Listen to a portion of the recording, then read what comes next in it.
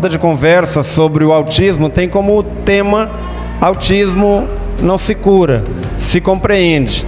É uma iniciativa da Igreja Batista no Parque Poti, através da Compaixão e Graça da Igreja, tendo à frente o irmão Pablo Silva e a irmã Laiane, esse casal abençoado que idealizou esse momento, em parceria aqui também com o Instituto dos Cegos Casa da Esperança, representada pela irmã Evani Torres, que nos dará uma palavra também introdutória sobre inclusão e acessibilidade. Não é isso, irmã Evani?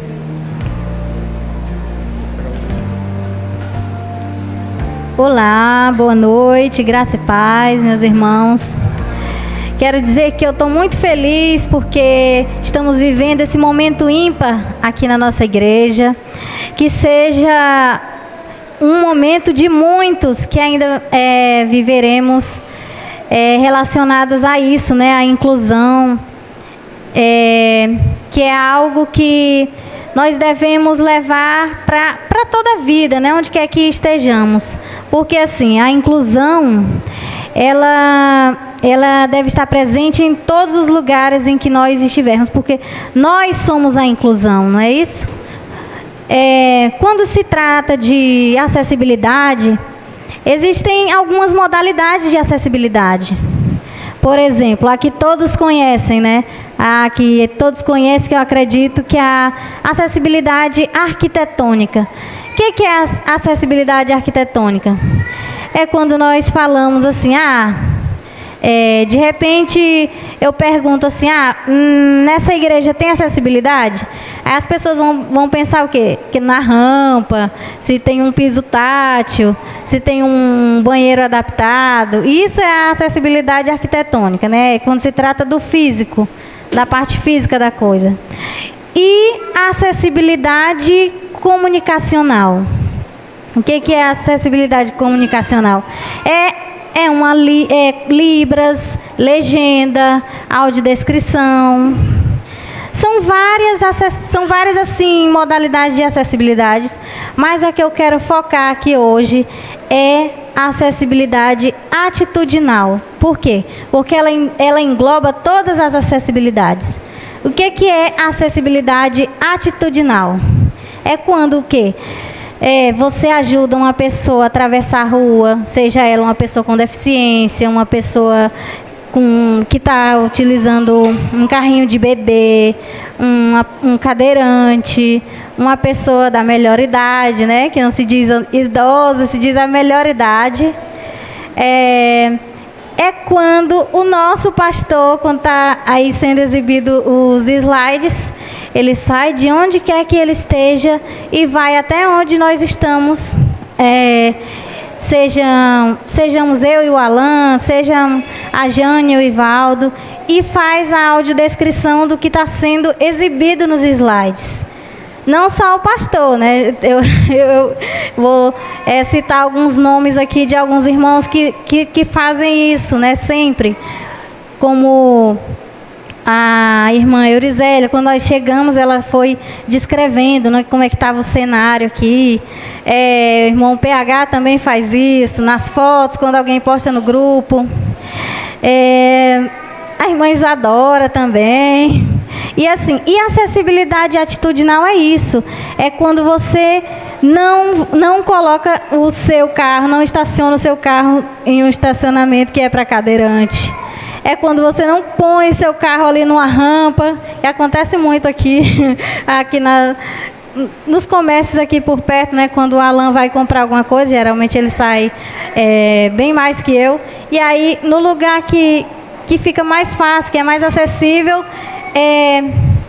tem aquele obstáculo, um carro, uma moto, em uma rampa, um lugar que seria mais fácil, tanto para ele como para qualquer uma outra pessoa, né, ter acesso àquele estabelecimento. E, assim, para concluir aqui, né, vou ser bem breve, a acessibilidade atitudinal é quando você acolhe uma pessoa, seja ela pessoa com deficiência ou não. É muito bom você chegar em um lugar, assim, eu já tive muitos relatos de pessoas que já falaram assim, eu não vou em tal ambiente porque quando eu chego lá eu fico só no cantinho, né? Eu posso dizer que isso aqui nessa igreja não acontece, né? Todas as pessoas que eu já convidei, pessoas com deficiência que estiveram aqui, disseram, nossa, essa igreja é muito acolhedora. E por fim, a acessibilidade acessibilidade atitudinal é quando você entende que o autismo não se cura, se compreende.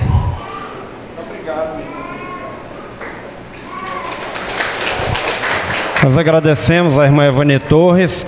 Com esta palavra, então, nós queremos aproveitar, enquanto ela é conduzida de volta, convidar a irmã Noélia Lima e também a irmã Esther para que tragam as crianças até aqui. Nós estaremos orando pelas crianças e elas estarão indo lá para a casa IBPP para serem atendidas com a devida atenção. Então, irmã Noélia, irmã Esther, podem trazer aqui cada um dos pequeninos, para que, com a saída das crianças, nós então estaremos também apresentando aqui o nosso casal convidado, de forma oficial, para iniciarmos a nossa roda de conversa. Então pode vir Lucas, pode vir Samuel, pode vir Gessé. O Christian Emanuel acho que vai ficar ali no colo, né?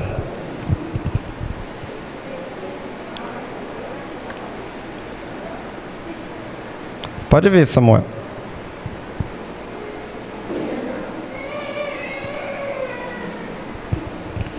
Vem, Jessé.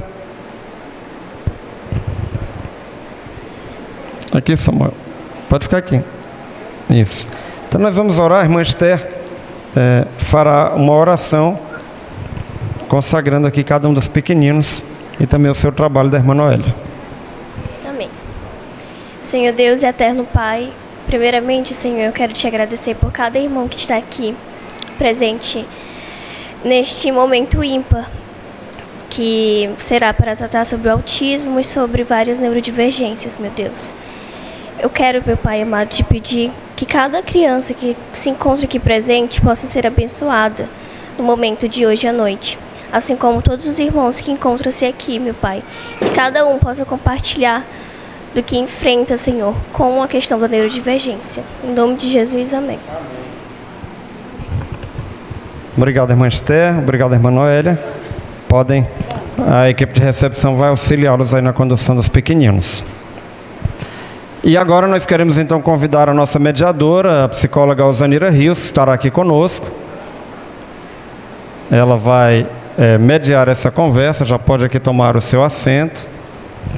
Irmã Alzanira, Deus tem nos abençoado em nossa igreja, além de pedagogas como a irmã Noélia, a irmã Rosilene, a irmã Edilene, também psicólogas como a irmã Eurisélia Lima, a irmã Alzanira e muitos outros profissionais das mais diversas áreas. A irmã Evani é assistente social, também estava dando a palavra aqui. Deus tem nos abençoado realmente de maneiras tremendas, e é muito bom quando cada um desses profissionais também serve à comunidade. E professora Niovânia, professor Huerta, é com essa alegria que nós recebemos vocês aqui também. Sejam bem-vindos, inclusive quero convidá-los a que se coloquem de pé, sejam recebidos com uma salva de palmas.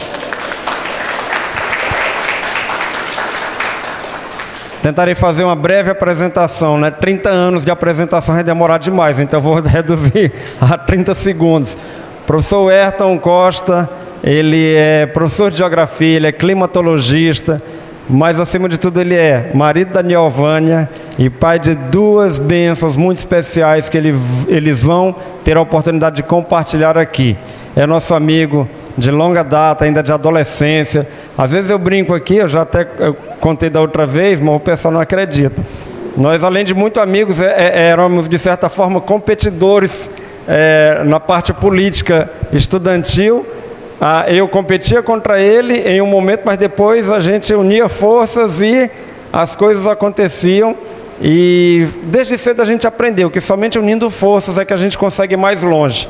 Foi uma lição que eu aprendi com o Ayrton aos 13 anos de idade. Ele, 15 na época, né, e eu com 13, ele já me ensinou isso desde lá. E eu continuo aprendendo com este grande amigo, né, que Deus me permite ter a chance de novamente tê-lo aqui bem perto. Então sejam bem-vindos, fiquem à vontade, e que Deus os abençoe. Irmã Zanira, Deus a abençoe também na condução.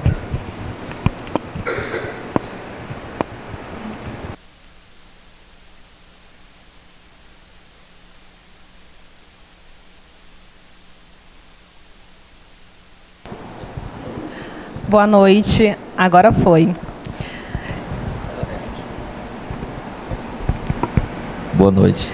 Boa noite, gente. Boa noite, igreja, graça e paz. É um prazer ver cada rostinho aqui, porque esse mês nós temos 2 datas que são muito importantes em relação ao autismo. A primeira delas, que é o dia de conscientização, né? E a segunda, que é o dia da psicofobia. Para quem ainda não conhece esse conceito, ele visa trazer esclarecimento sobre os transtornos mentais, porque algumas pessoas que possuem diagnóstico, elas sofrem preconceito. Então, psicofobia é o preconceito relacionado a essas pessoas. Então, a gente vai falar sobre hoje o espectro autista na visão de 2 pessoas que vivenciam diariamente há alguns anos, né, os pais da Maria Clara e da Maria Eduarda, né, isso, que são professores e que têm essa experiência para compartilhar com a gente. Então, só novamente apresentando a Niovânia Mourão, né, que é professora e mãe das gêmeas, a Maria Clara e a Maria Eduarda, e o Ayrton Francisco, que também é professor e pai das gêmeas. Eles são pais que são ativistas e procuram levar esse conhecimento, né? Porque, como eu estava falando anteriormente, até conversando com ela, que as pessoas, às vezes, elas pecam pela falta de conhecimento. Então, aquilo que elas não conhecem, elas discriminam. Aquilo que elas não conhecem, elas olham torto, olham com preconceito. Então, o conhecimento é a primeira barreira que a gente precisa vencer para saber acolher, para saber cuidar e para saber lidar melhor. Então, agora a palavra é com vocês. Eu vou só me levantar aqui um pouco para facilitar. Mais uma vez, uma boa noite para todos que estão presentes aqui. Agradecer, né, ao meu amigo pastor Erivelto pela acolhida, pelo convite. Já é a 2ª vez que eu venho aqui à congregação, sempre muito bem recebido, grato. É a casa de Deus, né? É um momento que a gente está sempre falando de coisas boas e que transformam positivamente a vida das pessoas. Para fins de inclusão, vou fazer uma autodescrição, uma audiodescrição de quem está aqui na frente. Eu sou o Ayrton Costa, esposo da Niovânia Mourão, pai da Maria Clara e da Maria Eduarda. Sou um homem de pele parda, amorenada, baixo, magro, e estou usando uma calça jeans de cor azul, uma camisa branca com algumas estampas, e estou aqui com o broche, né, do autismo. Muito bem. E eu quero trazer para cada um que está aqui, para cada homem, cada mulher, um presente. Ele está aqui na minha mão, no punho. Estou com o punho erguido e está aqui. Mas esse presente, ele só pode ser visto com a fé de cada um, a partir da sua fé. A primeira vez que eu vim aqui à igreja, eu fui recebido e ganhei um pacotinho de sementes. Muito bem, né? Então, o que eu tenho aqui, vocês já sabem o que é. Sementes. Viu? A princípio eu ia trazer um saco cheio de sementes. Mas eu disse, não, eu vou trazer a semente assim mesmo. Porque não importa se você vê, não é essencial, não é invisível aos olhos. Você vai ver a semente porque você acredita nela. Então prepare-se que eu vou lançar agora. Segurem a semente de vocês. Perfeito. E quando você abrir a sua mão, você vai ver a semente do fruto, da fruta, da árvore que você mais gosta. Eu não sei se é um limoeiro, se é uma laranjeira, se é uma pereira, se é uma macieira, se é um grão de mostarda ou um grão de trigo, ou uma semente de abacate, alguma coisa você gosta e está aí na sua mão. Mas semente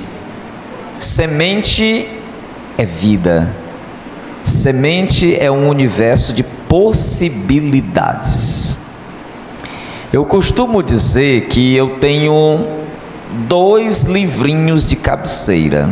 Eu já li muita coisa, mas tem aqueles livros que você guarda. Um deles é o livro da vida, que é a Bíblia, que todos vocês também têm com certeza como livro de cabeceira. É o livro do dia a dia, não é só de deixar, né? E o outro é um livro que fala sobre amizade. As pessoas até dizem, toda e qualquer palestra sua tem que falar do livro do Antoine de Saint-Exupéry, O Pequeno Príncipe, porque foi um livro que marcou a infância. Mas lá na Bíblia, e como nós estamos falando de semente, e semente é um manancial de possibilidades, tem uma passagem muito interessante. Semente você cuida, mas se você não cuidar direitinho, ela não vai germinar. E aí, de repente você joga a semente na estrada, e cedo ou tarde aves poderão comer a semente, ou o sol. Se joga entre as pedras, também vai ressecar. Se joga entre os espinhos, vai sufocar. Então o que é que o livro da vida diz sobre cuidar da semente? Que a gente precisa lançar a semente em terra fértil. E eu digo para vocês, o bom semeador é aquele que sabe amar e distribuir o amor.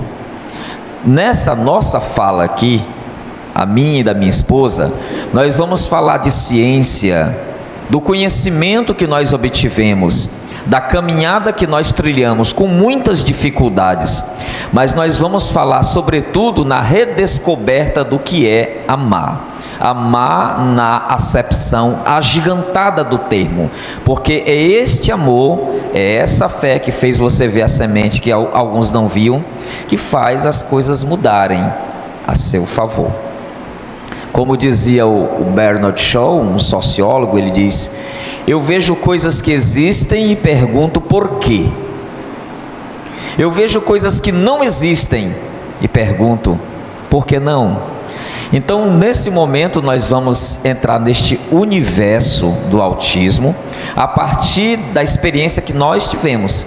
Não significa que você vai trilhar como pai ou como mãe, ou como cidadão ou cidadã, o mesmo caminho, mas que muitas dessas caminhadas, dessas pegadas, nós trilhamos porque nós nos miramos nos exemplos daqueles pais e mães, daquelas famílias que atuaram de forma parceira, que atuaram demonstrando o seu amor, a sua fé, para que suas crianças pudessem ser bem-sucedidas. Então nós vamos compartilhar algo que para nós está dando certo, né? E continua dando certo. E vou deixar a minha esposa se apresentar para que nós possamos mostrar daqui a pouco alguns slides. Boa noite, meu nome é Niolvânia, sou baixa, cabelo mechado, claro, pele clara, sou mãe da Maria Clara e Maria Eduarda. Maria Clara e Maria Eduarda entraram na nossa vida em 2011, mas somente em 2012 a gente encontrou o autismo, porque veio junto com a descoberta. E assim, a gente vai passar, pelo menos eu vou passar a experiência como mãe, o que eu fiz para que elas possam ter tido algum ganho. Hoje elas estão com 11 anos, e aí a minha experiência vai ser pensada nisso, passar para vocês, para alguns pais, para alguns cuidadores, para pessoas que têm empatia, que querem conhecer um pouco o autismo nu e cru, que eu vivi e estou vivendo até agora 11 anos com autismo. Gostaria que passasse o primeiro slide. Eu estou trazendo uma frase de um escritor português chamado de José Saramago. Essa frase é muito conhecida. Ela diz o seguinte: é preciso sair da ilha para ver a ilha. Não nos vemos se não sairmos de nós.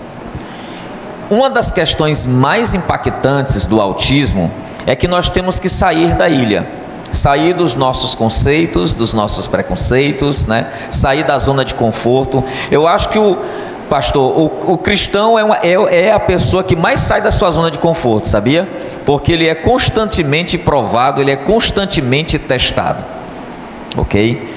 Então nós precisamos sair da ilha para ver. Então, por que eu digo isso? Porque eu sou professor, e na minha vida professoral eu me deparei com várias crianças deficientes visuais, cadeirantes.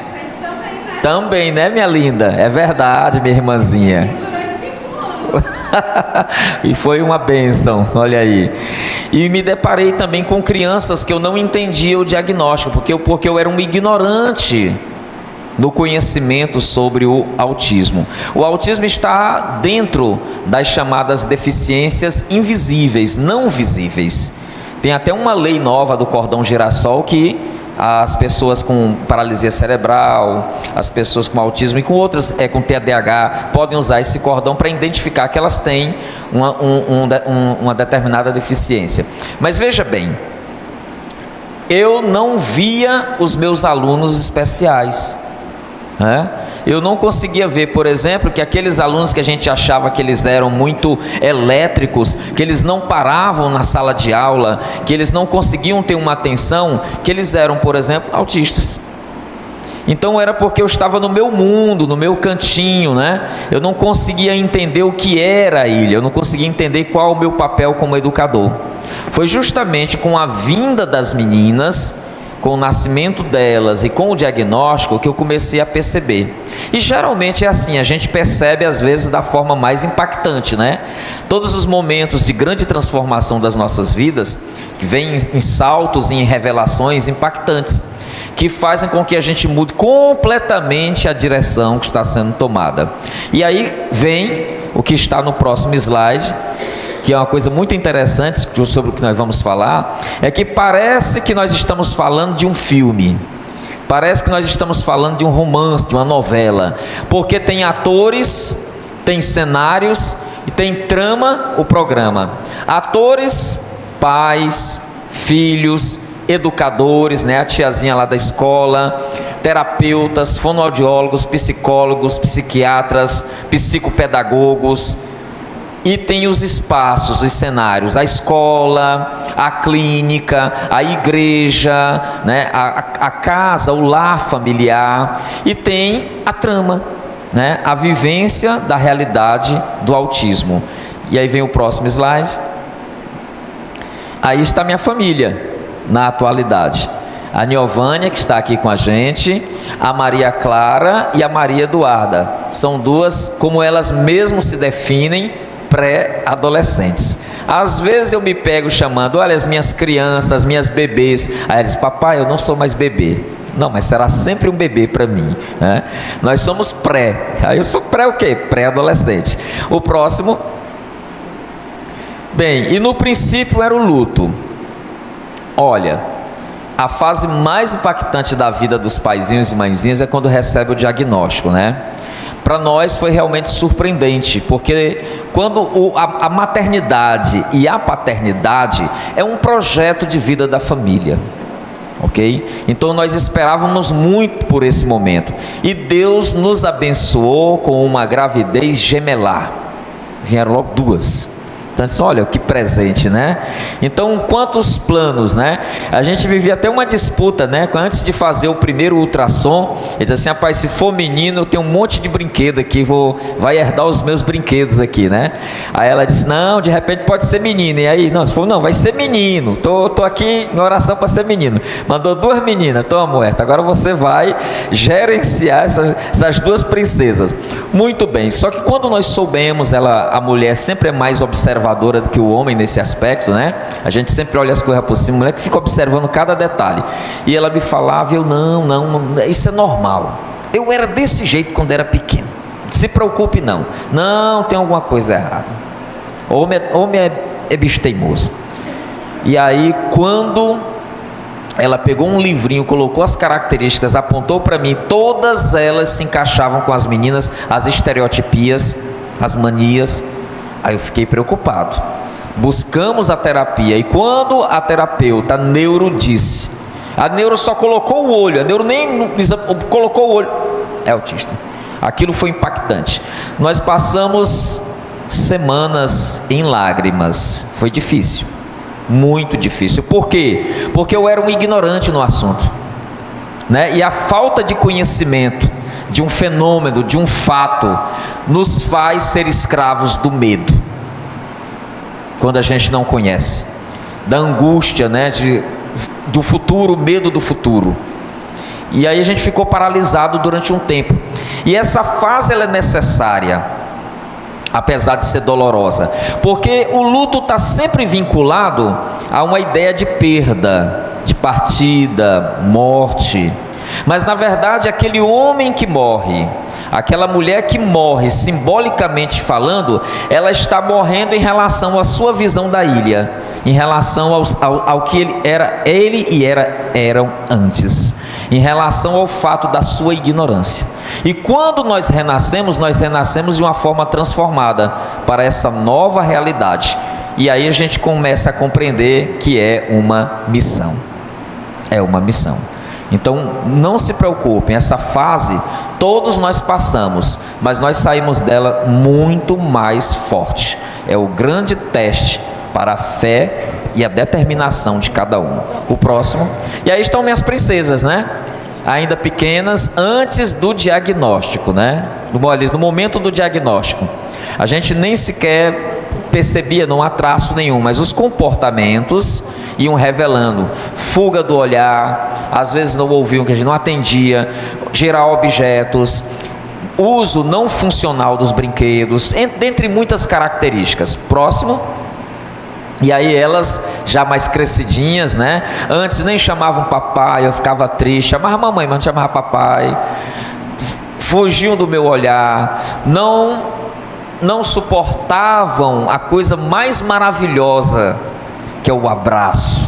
Como é bom a gente abraçar verdadeiramente as pessoas que a gente ama, né? Ok? Então aquilo tudo deixava a gente muito angustiado, né? Porque a gente não tinha aquele feedback, aquele retorno que todo pai, que toda mãezinha gosta, né? O próximo.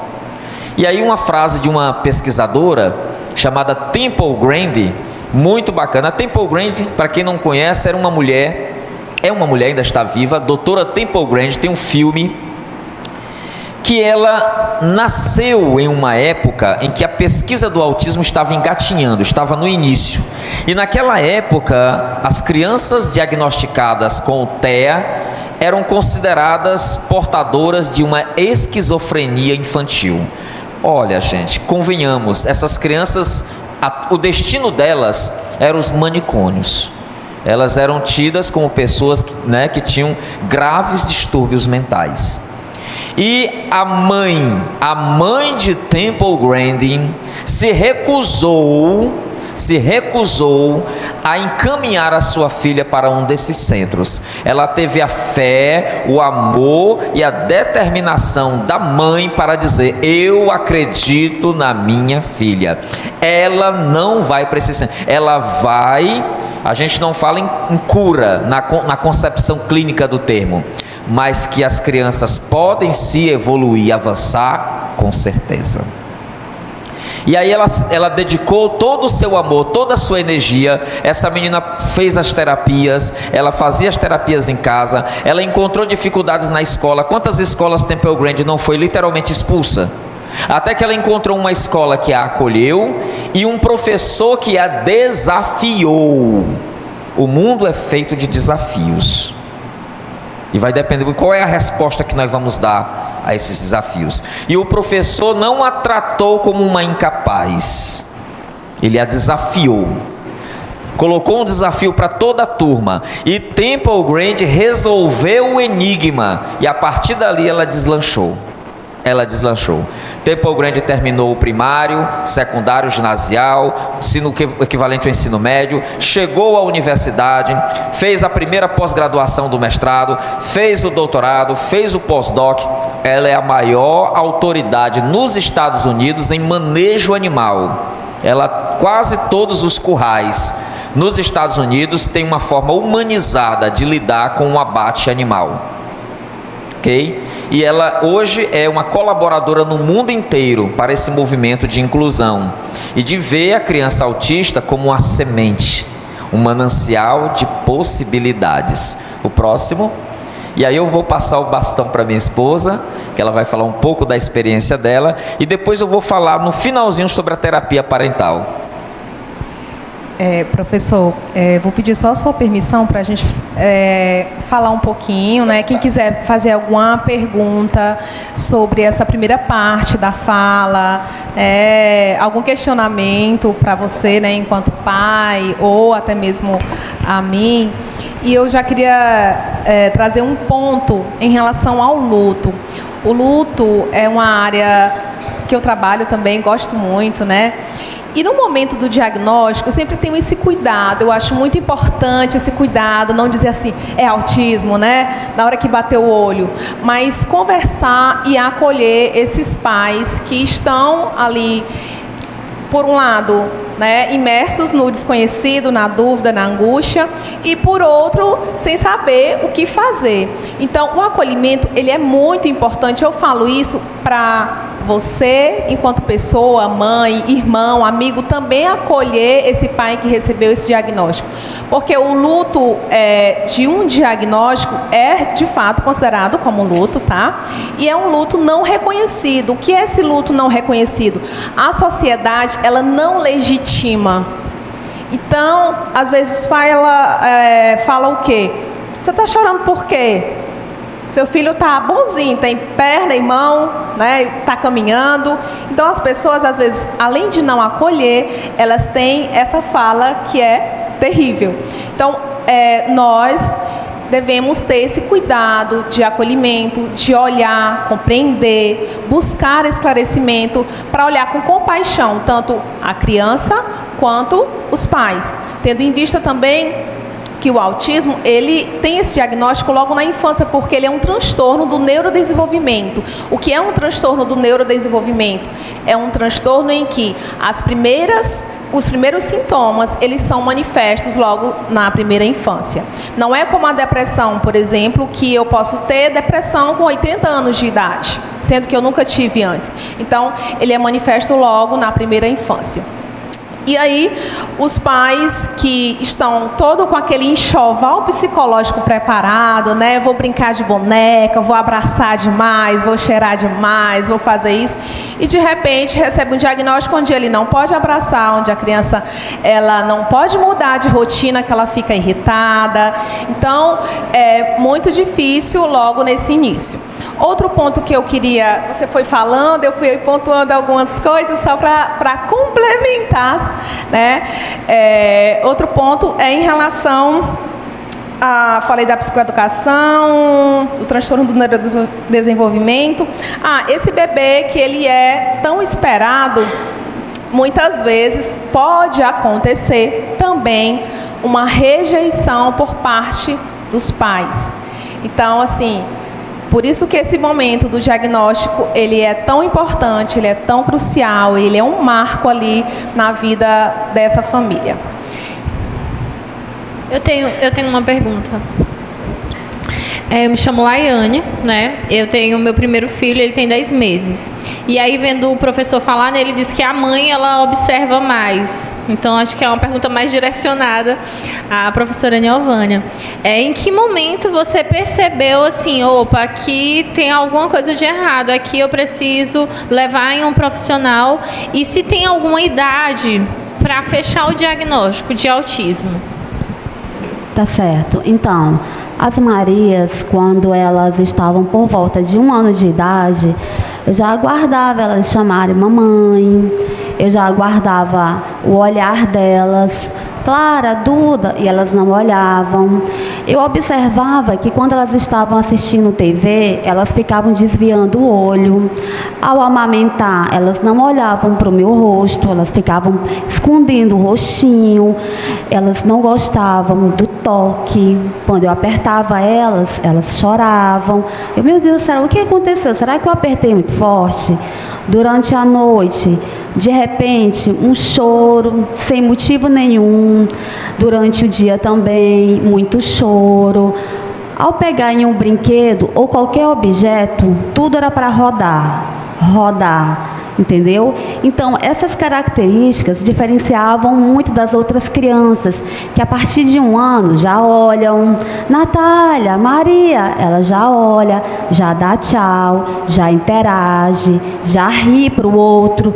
E as minhas filhas não tinham principalmente interação social comigo, que era a mãe que estava 24 horas com elas.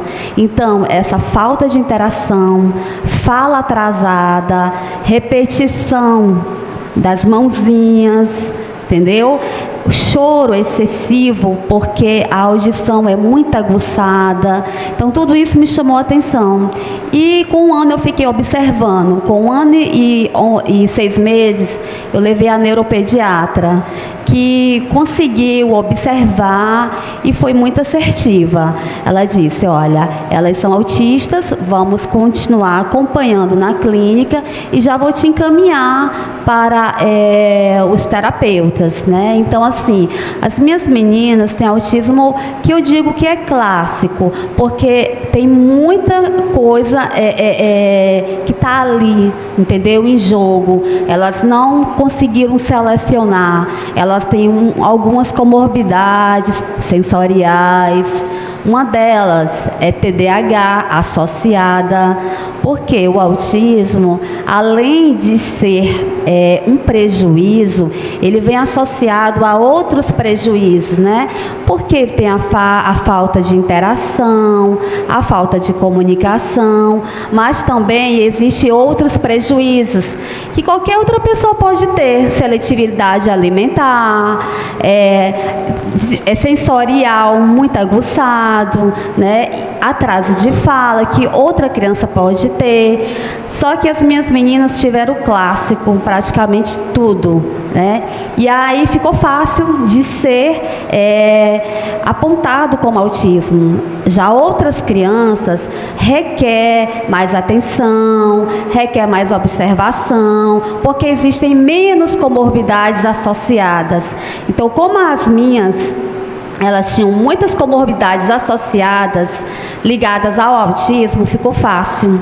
Então, é isso mesmo, é observar, é levar o quanto mais cedo a neuropediatra e começar o tratamento. O tratamento, sendo autista ou não, só vai ajudar a criança a crescer, a fortalecer tanto a motricidade, a fala, o cognitivo. Então, é isso. Então não tem uma idade específica, depende do grau de autismo. Eu posso responder? Você foi excelente, achei a sua explanação muito boa. Você colocou os critérios diagnósticos aí, né, através do seu exemplo. Muito bom. Em relação ao diagnóstico, ele é interessante que seja feito por uma equipe multidisciplinar. Hoje, em relação aos estudos que a gente tem hoje, comparado a 20 anos atrás, por exemplo, a gente já tem muito conhecimento. Então, assim, 2 a 4 anos, o diagnóstico ele já pode ser realizado. Mas aí, o que é essa equipe multidisciplinar? Neuropediatra. Principalmente um neuro que seja especialista em autismo, né? Que tenha conhecimento na área. Psicólogo, psiquiatra também, pode ser psiquiatra que trabalhem com esse tema, que atendam crianças. O fono também, ele pode fazer esse diagnóstico. Então, é interessante que você faça uma avaliação multidisciplinar, porque além das comorbidades, como você trouxe muito bem, esclareceu, comorbidade é um transtorno secundário que pode acontecer em relação ao autismo, existem também a questão do diagnóstico diferencial, que só a equipe multidisciplinar ela pode fazer. Por exemplo, a criança ela pode ser confundida com o diagnóstico de mutismo seletivo, né? Pode acontecer, o que não é o caso, porque no mutismo seletivo, a criança ela teve aquele mutismo por algo que aconteceu de ruim e ela não quis mais falar, mas ela tem todas as outras características preservadas. Então, a criança às vezes ela pode ser confundida com uma criança que está com surdez, mas nesse caso ela só não atende a comandos. Então aí entra, por exemplo, um exame de audiometria. Então por isso que esse diagnóstico ele precisa ser feito por uma equipe multidisciplinar, certo? De 2 a 4 anos ele já pode ser dado. Próximo slide. Então, gente, dando continuidade sobre essa minha experiência, eu recebi o diagnóstico em 2012, levei as meninas, Maria Clara e Maria Eduarda, e a neuropediatra, a doutora Adriana, diagnosticou, foi muito assertiva. Ali, meu mundo acabou, né? Eu me achava em primeiro momento uma pessoa que não fez uma boa gestação, não teve uma boa gestação, me culpei, me vitimizei, questionei a Deus. E isso é até, entre aspas, normal, porque é o primeiro abalo, é como, né, a doutora está falando aqui, é o luto, né? A gente é ser humano, e por ser humano, a gente nesse momento se fragiliza muito. É como ela falou, a gente perde aquele filho perfeito. Eu vejo o autismo como uma massinha de modelar. O pai recebe o seu filho já todo na forminha, aquele bebezinho já pronto, e ele vai aprender naturalmente com as modelagens sociais, observando, a fala vai vir no momento certo, a motricidade não vai ser afetada. Já os nossos filhos, eles vêm num saquinho de modelar, onde nós, mães, pais, vamos ser responsáveis por abrir esse saquinho e modelar, né? Então, assim, o diagnóstico para mim foi simplesmente terrível. Eu chorei muito, eu questionei a Deus, mas passou. E ele tem que passar, porque se ele não passar, o seu filho não vai crescer. Então, eu resolvi dar um chute no luto e eu fui por enfrentamento, como um soldado, né? Então, eu elegi 3 linhas de enfrentamento. A primeira foi buscar as terapias, fonoaudióloga, psicólogo, né? O TO, o sensorial, já que as minhas meninas têm muita estereotipia, elas necessitavam do sensorial para se equilibrar. Outra linha de frente foi buscar conhecimento na internet. E existe, Neovânia, existe, e bom. Agora tem que selecionar, né?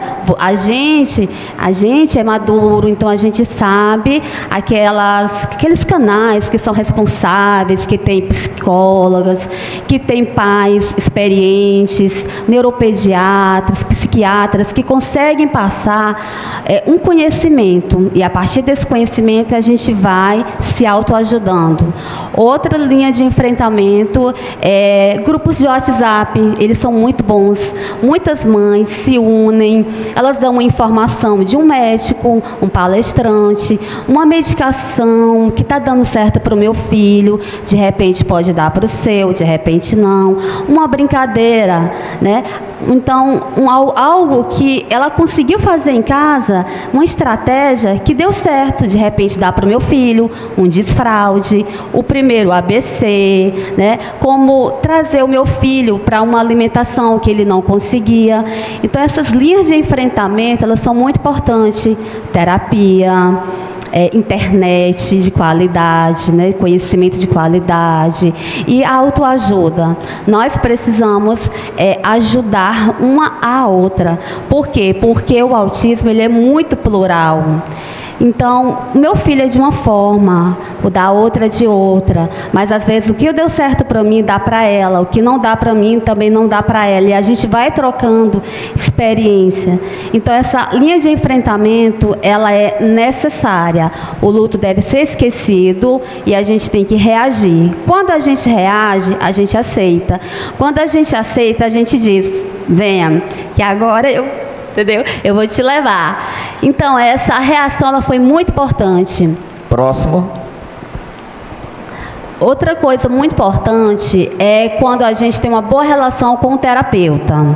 Eu sou muito exigente com o terapeuta. As minhas meninas tiveram vários terapeutas. E quando eu via que, basicamente, em 4 meses, não crescia nada, eu como mãe não estava aprendendo nada, esse terapeuta não estava trazendo nada para o meu filho, não conseguindo trazer nenhuma luz, eu já abandonava e já buscava outro terapeuta.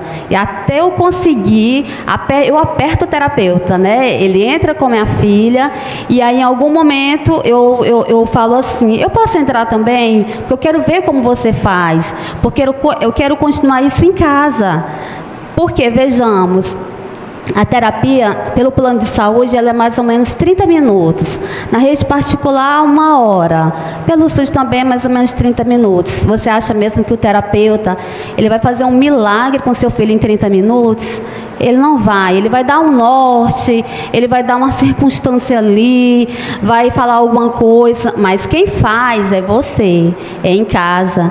O resto é você. Segundo pesquisas, segundo dados científicos, uma criança autista ela precisa de 40 horas semanais de estímulo.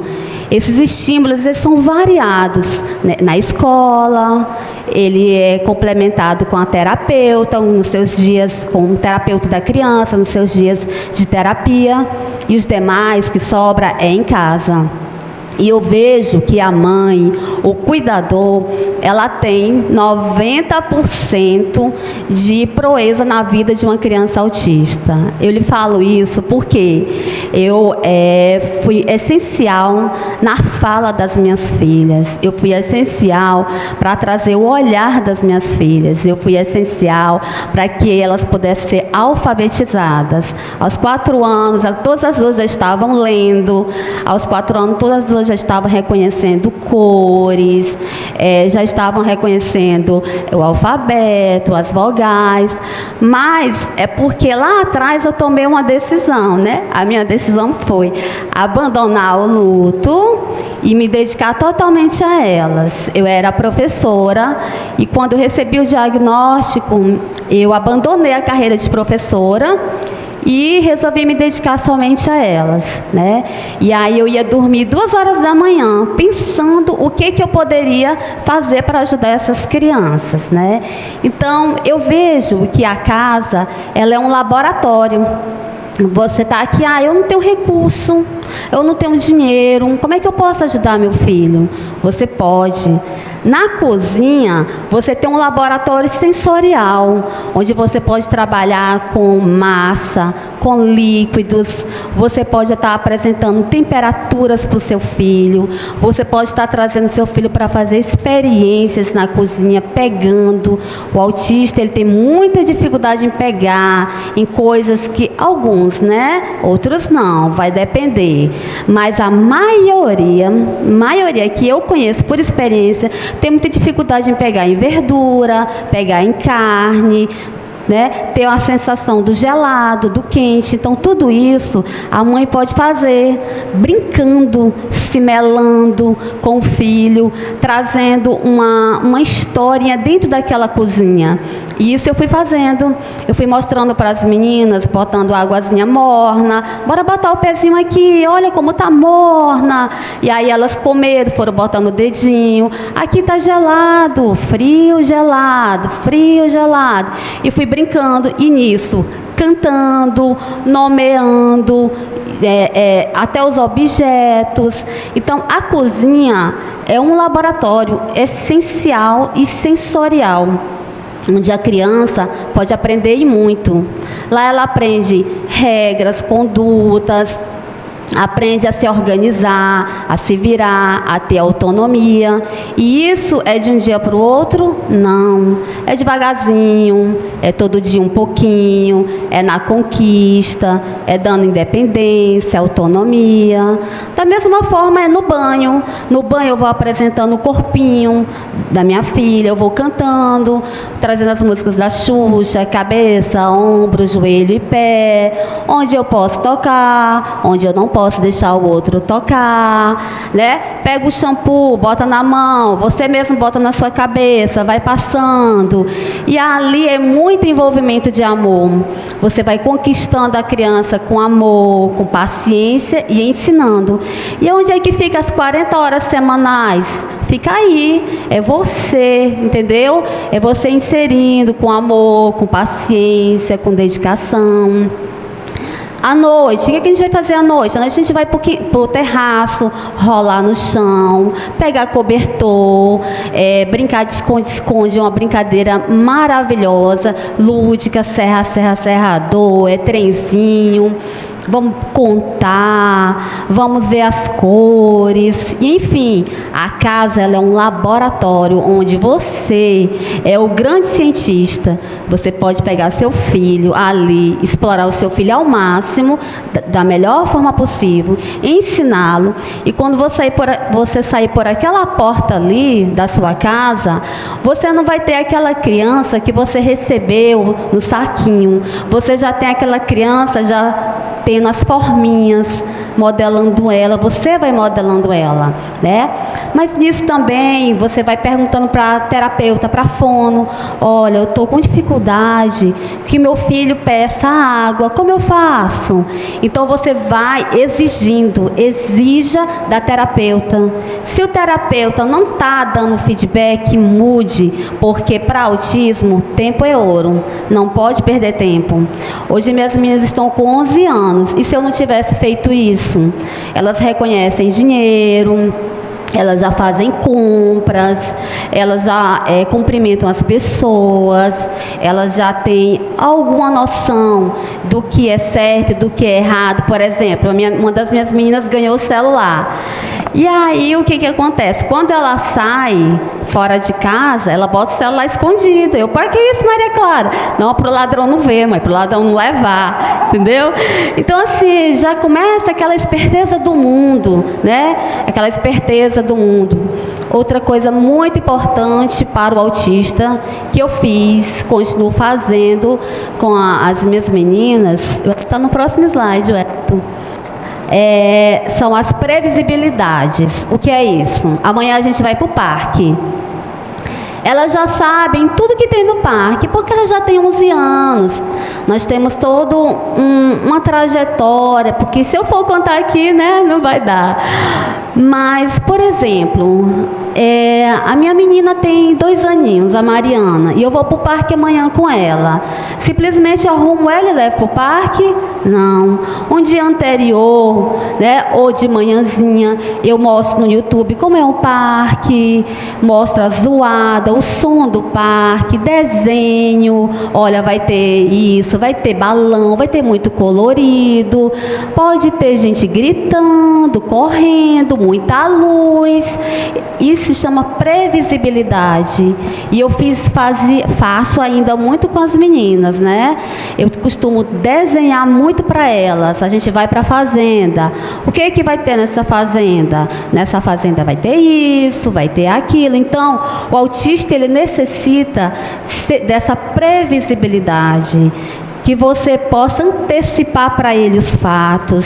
E isso deixa ele mais à vontade, para que quando ele chegue num ambiente que vai sair da sua rotina, aquilo já foi falado para ele, aquilo já foi mostrado para ele.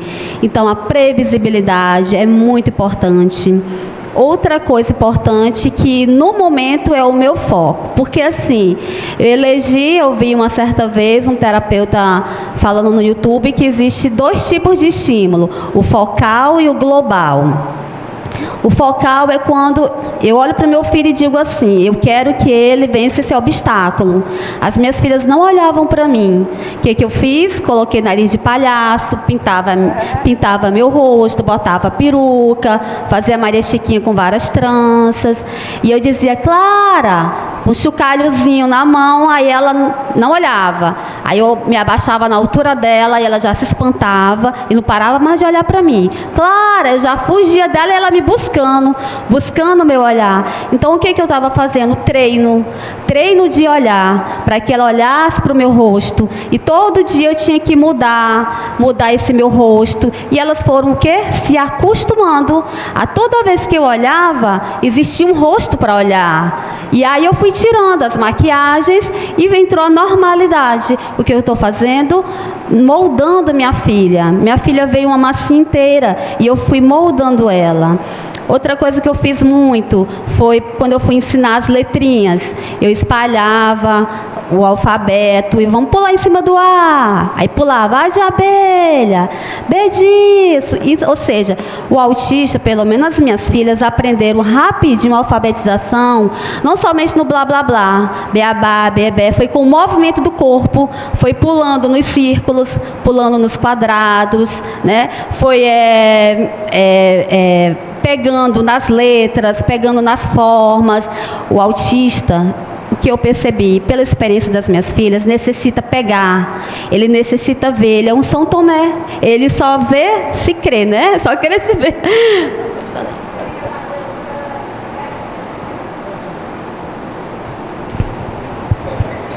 Assim, você falou no início, né, que você viveu o luto e decidiu não viver mais ele, né?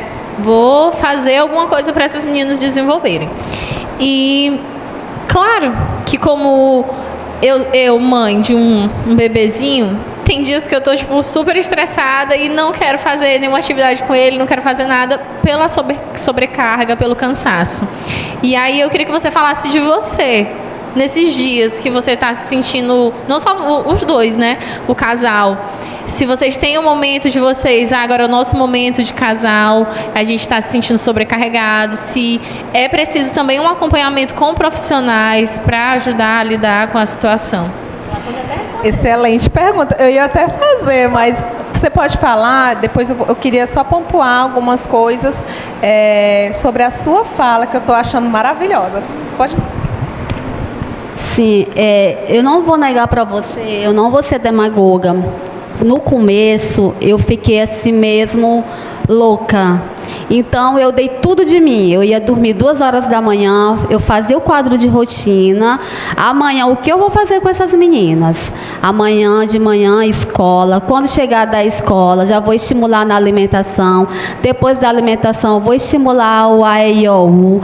Depois do AEIOU, o que eu vou fazer? A gente vai aqui pra rua e a gente vai ficar vendo os carros passar. E eu vou falar, olha, que com esse carro? Eu vou estar estimulando sobre qualquer coisa. Eu fazia o quadro de rotina das minhas filhas. E esse quadro de rotina, ele orientou mais a mim do que a elas. Porque se eu não fizer o quadro de rotina, no outro dia eu vou estar perdida. O que eu vou fazer hoje? Eu fico perdida. Então, quando eu tenho um quadro de rotina, eu já sei o que eu tenho que fazer. É uma exigência que eu impus para mim, para passar para elas. Eu me organizo para organizar elas. Então, assim, no começo, amiga, eu fui muito intensa mesmo. Eu fui com tudo, eu não tive medo, eu me joguei, eu busquei, eu ia dormir 2 horas da manhã, me planejando, mas deu certo. Conforme elas foram desenvolvendo, veio a fala, veio o olhar, veio as habilidades acadêmicas, muito elogiada na escola, né? Foi vindo algumas habilidades sociais, aí eu fui descansando mais um pouco, até por questão de saúde, porque quem cuida do cuidador? O cuidador se doa totalmente. E quem cuida? Mas eu não vou mentir para você. Eu não sei se é um conselho que eu vou dar para você. Mas eu me doei muito no começo. Achei muito necessário essa doação. Porém, fui percebendo que aos poucos é necessário pausar. O casal tem que ter o momento dele, sim. Até porque são estímulos. E a criança também tem que ter o seu momento. Também não era 24 horas, não é 24 horas em cima da criança. Tem até alguns artigos científicos que dizem que estímulo demais também já pode atrapalhar. Então, tudo dentro do limite. Eu fui muito intensa, mas soube segurar a corda para a corda não quebrar. A corda não quebrou, segurei e agora estou administrando. Com 11 anos, a gente saiu ontem, saímos hoje. Hoje elas estão com minha mãe, né? Elas ficaram jantando. Depois eu dei o feedback do que elas poderiam estar comendo, fazendo. E elas também têm 11 anos, né? Vão já ter os gostinhos delas, são pré-adolescentes. Mas eu lhe digo mesmo, autismo tem pressa, tem que ser intenso. Mas a gente também tem que se cuidar, porque se a gente não se cuidar, quem vai cuidar da gente e cuidar dos nossos filhos, né? Só uma pequena observação. A primeira vez que eu e ela saímos, ou seja, a gente não tinha vida social, né? A gente foi mais de ano sem vida social. Foi a um restaurante. A gente sentia necessidade de ir a um restaurante, porque a gente tinha uma vida muito ativa, a gente viajava, ia ao cinema, ia ao restaurante, qualquer casal, uma vida saudável de um casal. E de repente a gente não saía mais. Então, mas foi o seguinte, foi uma ida ao restaurante meio que traumática, porque a todo momento ela ligava para saber como é que estão as meninas, e preocupada com o relógio, com o momento do retorno, o que também é natural de qualquer pai, né? Qualquer pai zeloso, né? Mãe tem essa preocupação, mas devido a ela já ter automatizado, internalizado aquela rotina de doação extrema, tá entendendo? Então até a gente conseguir, hoje mesmo a gente já ligou várias vezes já, mas já diminuiu um pouquinho, essa que que é aquela característica, pelo fato da presença e da atuação dela ter sido muito marcante. Enquanto ela renunciou à profissão, renunciou a uma pós-graduação, a uma carreira para ser mãe de tempo integral, eu tive que aumentar a minha jornada de trabalho, não só os empregos que eu tinha, mas buscar uma outra ocupação para complementar a renda, e também fiz as minhas renúncias. Pastor Velto me conhece de muito tempo, e eu recebi muitos convites para ocupar funções de chefia, funções políticas.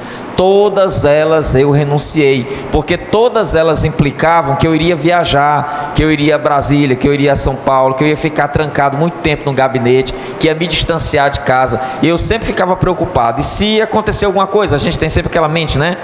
E eu não estiver lá, ok? E a minha presença, eu ficava com aquela angústia, as meninas já não falavam meu nome, né, papai, e eu distante, então eu ficava mais atordoado. Então é uma jornada realmente muito intensa. Gente, muito boa a fala de vocês. Oi, boa noite. Tem uma pergunta, sim, pode, na verdade, com licença, eu sou a professora Márcia Mello, professora de Geografia. Encontrei um colega que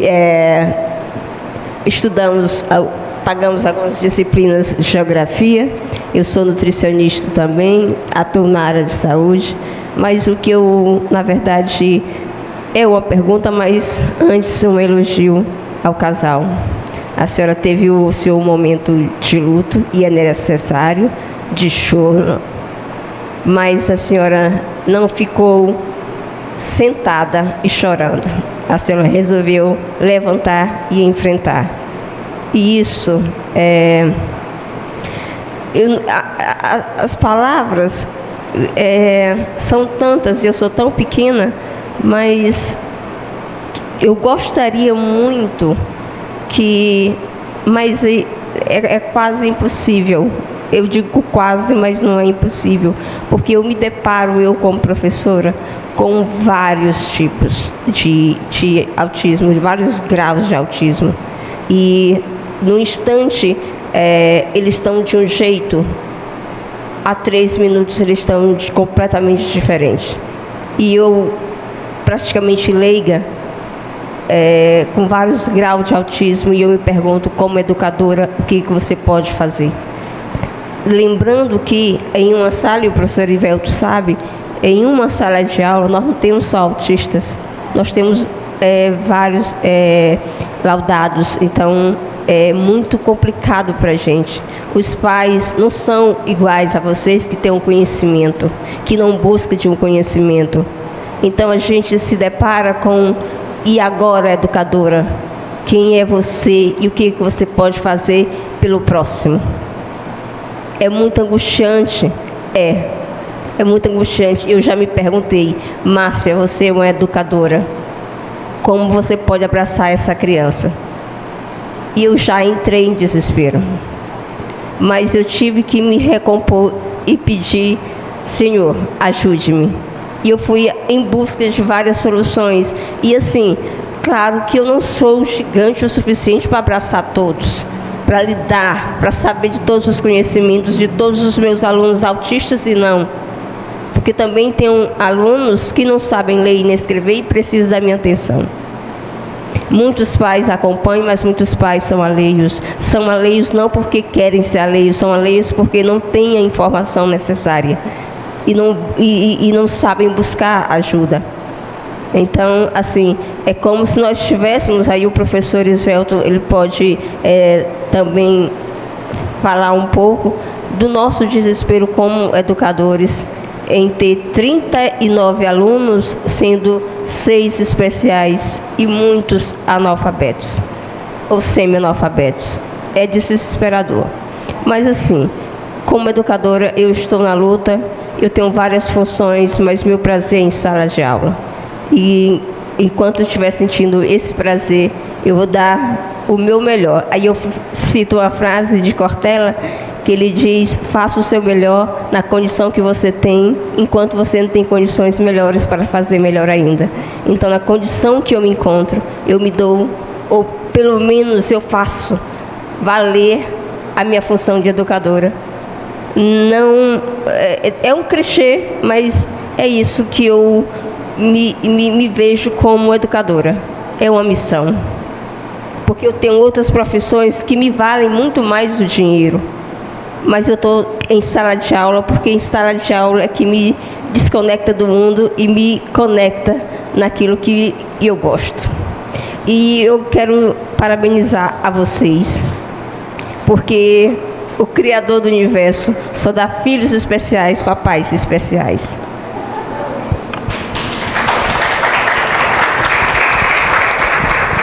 Ele não nos dá nenhum fardo que a gente não tenha condição de suportar, né?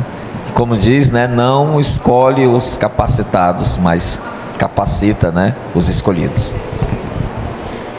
Boa noite. Eu acho que quase todo mundo me conhece. Eu sou Jane. Fui vizinha do professor Werton. Inclusive eu enchi o saco dele demais, né? Professor, eu sinto muito, vou falar. Mas ele é um pouco mais velho do que eu. E eu, criança, professora Giovana, ficava enchendo o saco dele para ele ficar brincando comigo lá na porta da casa de umas amigas nossas.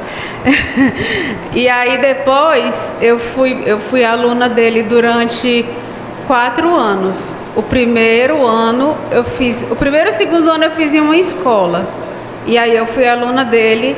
No terceiro ano eu fiz em outra escola e eu fui aluna dele. O professor Werto tá me seguindo. Aí eu fui pro pré-vestibular e lá tava o professor Werto me dando aula de geografia.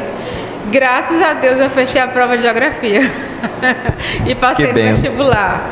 Hoje eu sou pedagoga, sou professora pela SEMEC aqui em Teresina, concursada há 8 anos.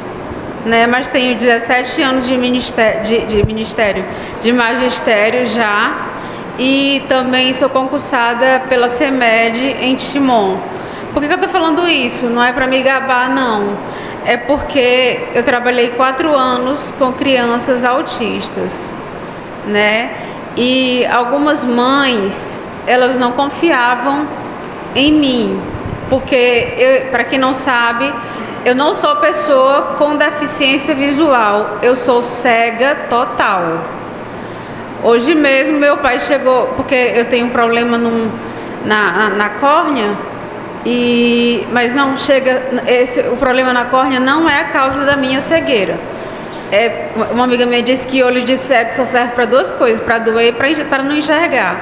E aí, quando a minha córnea inflama, eu tenho que fazer curativos, tenho que fazer uma série de coisas. Meu pai chegou lá em casa hoje e disse assim: e aí, tá melhor da vista? Eu, não, pai, eu não tenho vista. Agora você perguntar se tá melhor da minha cegueira, aí eu vou lhe dizer que também não, porque eu não melhorei. Não, mas assim, eu quero voltar um pouquinho, Giovana, ao luto, né? Quando você falou assim do luto, passou na minha cabeça um filme.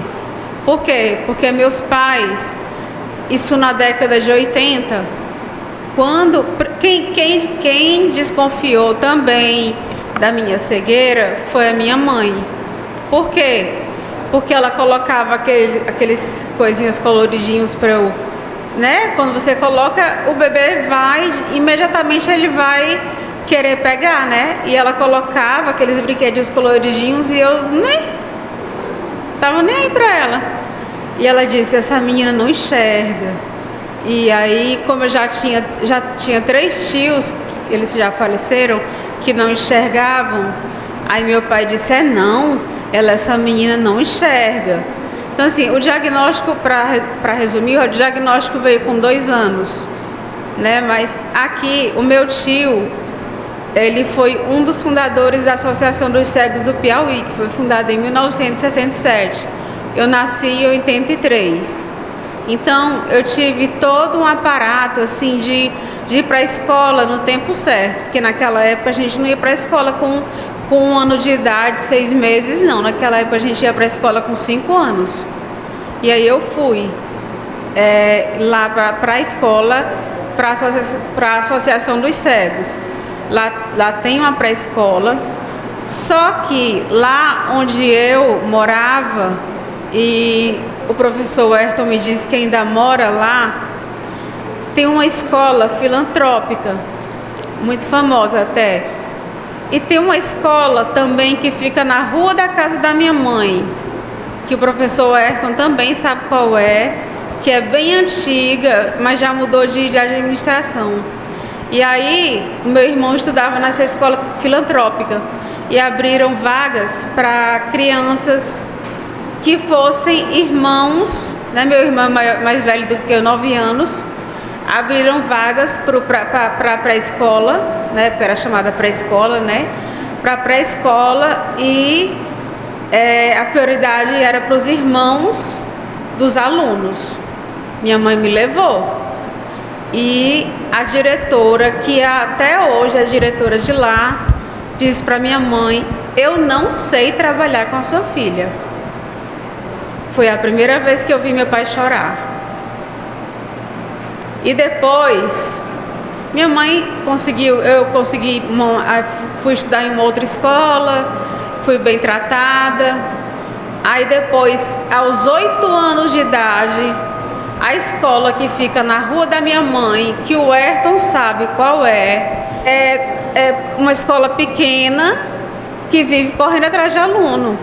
Quando eu tinha 7 anos, a minha mãe foi lá para me matricular. A diretora disse para minha mãe assim: nós não temos vagas para a série dela. A minha mãe vivia chorando, mas foi a segunda vez que eu vi meu pai chorar. E assim, a Giovana disse que chutou o luto. Eu tenho 2 perguntas, na verdade. A Giovana disse que chutou o luto. E você, professor? O que você fez com o luto? E a outra pergunta é como é que é a convivência das duas. Elas se dão bem? Elas não se dão bem? Como é que é? E assim, porque naquela época não se falava em inclusão. Na década de 80 é importante que se fale nisso, né? Que naquela época não se falava em inclusão. Se fosse hoje, hoje é o Ministério Público, ia ser, não sei, hoje ia ser uma confusão, mas naquela época não se falava. Mas assim, foram as 2 vezes que eu vi meu pai chorar, assim. Depois disso eu vi outras vezes, mas por outras coisas, mas por conta da minha deficiência, foram essas 2 vezes que eu vi meu pai chorar. E foi muito assim, triste para mim. Foi bem triste. E essas 2 perguntas: como foi, professor, que o senhor, que você fez com o luto, e como é que é a relação das 2 meninas entre si? Ótima pergunta, viu? Na verdade, o luto, para mim, claro, para todas as pessoas, um pai, uma mãe, é algo traumático, né? Para mim foi assim uma oportunidade de mudar os conceitos, mudar a visão de mundo, mudar a visão em relação às pessoas. Por exemplo, muitas pessoas que eu admirava e tinha alta conta, né, viraram as costas, né? E pessoas desconhecidas foram as que mais estenderam a mão, né? Às vezes familiares viraram as costas, né? E pessoas estranhas, pessoas na rua, né? Ei, sua menina é autista, né? Eu percebi. Davam dicas, entendendo? Então a gente acaba mudando muito a nossa forma de ver o ser humano. E não é uma mudança negativa, não. É uma mudança para melhor, porque talvez a gente estava indo numa direção que não fosse uma direção realmente de acolhimento, né? De ser fraterno, de ser irmão, entendendo? Então eu era uma pessoa, e talvez o nosso projeto de vida é estudar, ter uma profissão, casar, ter filho. Isso é muito, muito comum, é um clichê, né? Entendendo? Então a nossa vida acaba sendo aquela vida do trabalho para casa, né? Casa para o trabalho.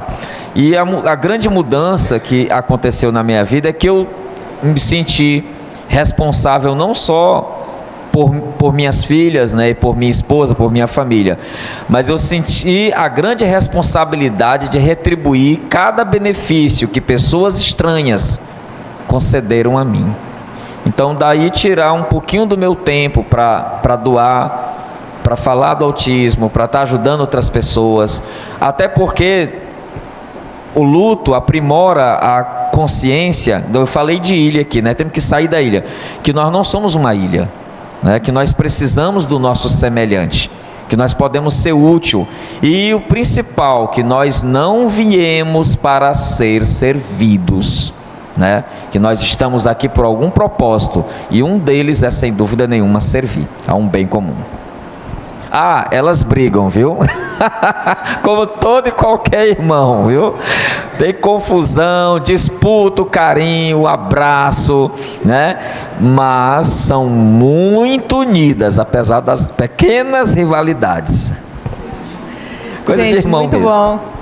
Muito bom, muito boas perguntas também, a explanação. Eu queria trazer alguns pontos que eu acho interessante ressaltar, porque já foi muito bem colocado. Em relação ao terapeuta, ao profissional, né? Você falou que é bem exigente e está certíssima nessa exigência. Por quê? Alguns profissionais, eles não são habilitados, por exemplo, em aba, né? Que é a formação que é mais voltada para isso. Alguns profissionais não atendem sequer crianças, né? Às vezes atende porque lá no público você é quase que obrigado a atender por questões, às vezes, viés político, enfim. Então, é muito importante ter essa escolha assertiva. Então, pergunte mesmo. Outra coisa, os pais, eles são extremamente ativos, participativos. Por quê? A terapia, como ela falou, é meia hora no público, no plano de saúde, no privado é 1 hora. Então, é ali onde o profissional ele vai psicoeducar esses pais.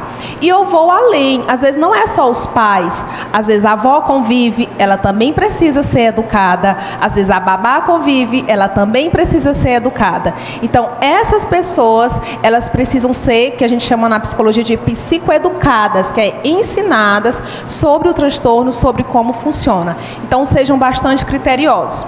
Outra coisa, você falou que levou na doutora Adriana, ela é especialista na área, então fica a dica aí para quem, para quem quer. Então, outro ponto sobre o luto, gente. Esse luto, todo mundo falou aqui hoje sobre o luto, né? Quando a gente dá um espaço para falar de luto não reconhecido, todo mundo fala da sua dor, né? E eu não sei se seria a palavra corrigir, mas você não chutou o balde do luto. Na verdade, você viveu, né, de forma muito genuína, maravilhosamente, né, ali, esse luto. Por quê? O que é o luto? Inclusive o luto hoje, no último DSM, né, o Manual Diagnóstico dos Transtornos Mentais, ele está lá, incluso como um transtorno também. Agora, quais são os critérios? Justamente para aquelas pessoas que não viveram o luto. Né? Você, ok, chorou, sofreu, é muito difícil, entendeu aquela dificuldade e você foi buscar ajuda profissional, foi mudar a sua rotina. A rotina, gente, é extremamente importante. Essa questão da antecipação, da previsibilidade que você usa é muito boa, porque você meio que prepara a criança, né, para ela, vai ter barulho, vai ter luz.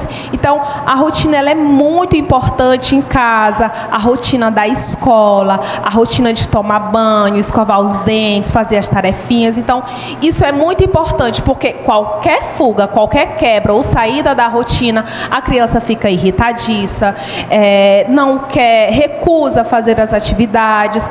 Então fica muito difícil para a criança lidar e para os pais também. Então, é uma das formas de regular as emoções dessa criança é o uso da rotina.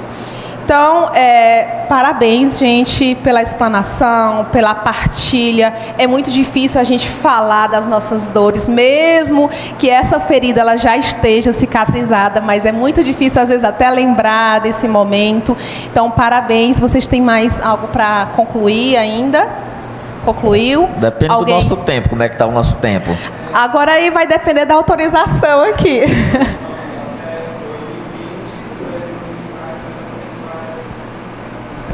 Pronto, então ainda temos tempo, é 8h16. Tem os slides lá, a continuação.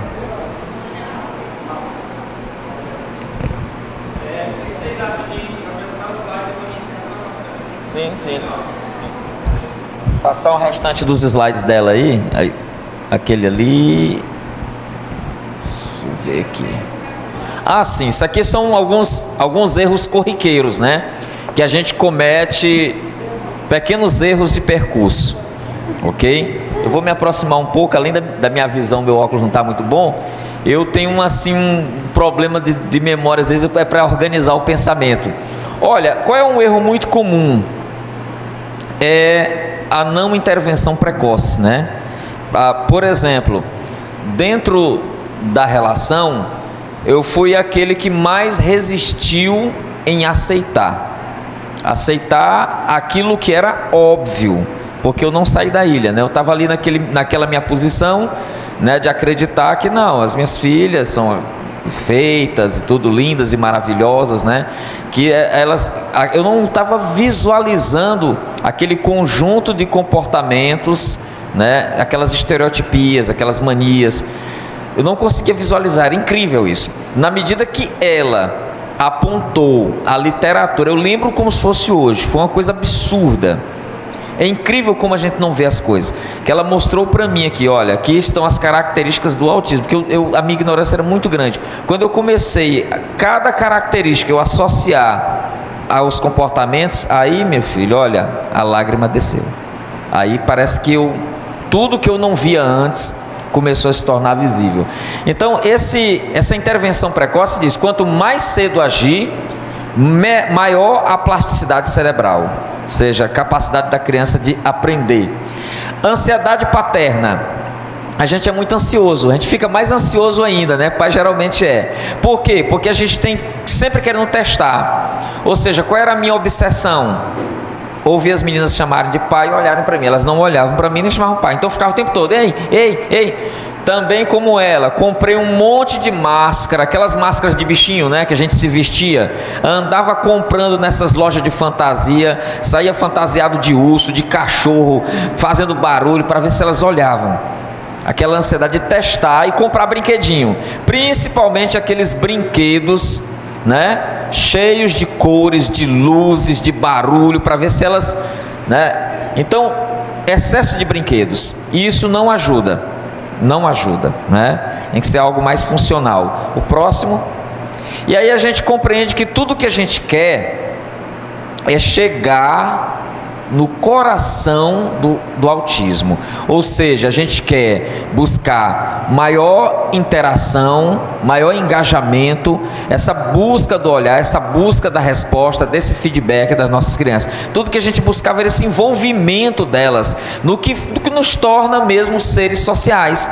Ou seja, a gente está aqui, olha que coisa maravilhosa, a gente está interagindo, perguntando, questionando, né, aprendendo junto, compartilhando experiências juntos, tá entendendo? Isso é maravilhoso. A gente sai daqui totalmente transformado, engrandecido. A gente já recebeu, né? Ou seja, já foi uma oração maravilhosa. Já começou com o pé direito, né? Num ambiente em que as pessoas estão manifestando sua fé. E com o conhecimento, olha aí, olha que parelha bonita, né? Fé e razão amalgamadas. Próximo. E aí, claro que nós temos, nós não podemos contar, minha esposa colocou muito bem, só com as horas da terapia. Dependendo do sistema de atendimento, público, privado, da modalidade de terapia, não podemos contar. Por quê? Porque a gente está reduzindo as oportunidades de aprendizagem da nossa criança, ok? Outro detalhe, mito: somente os profissionais ou terapeutas são responsáveis pelo desenvolvimento da criança.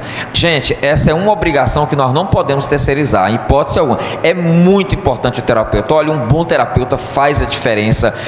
Tem terapeutas que conseguem, eles não veem só as dificuldades das crianças, eles veem as nossas dificuldades, eles se envolvem também, eles doam, eles sofrem também.